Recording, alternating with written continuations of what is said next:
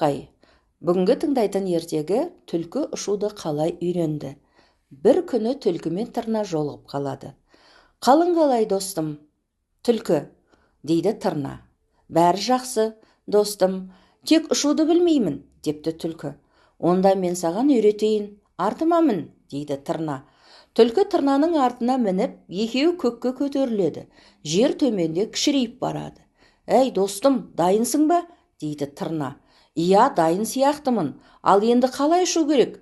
деп сұрайды түлкі. Міне, тура осылай, деп тырна түлкіні үстінен итеріп жібереді.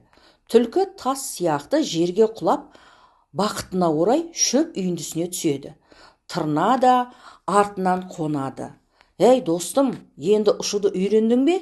дейді ол. Ұшуды бір шама үйренген сияқтымын, тек қону қиын екен, деп жауап беріпті түлкі.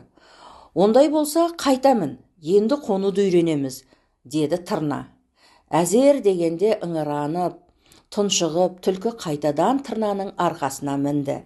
Бұл жолы тырна оны бұрынғыдан да биікке, бұлттың маңына дейін көтеріп, тағы да лақтырып жіберді.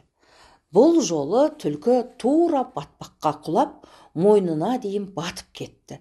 Әзер дегенде әрең шықты, ал ұшуды сол күйі үйрене алмады.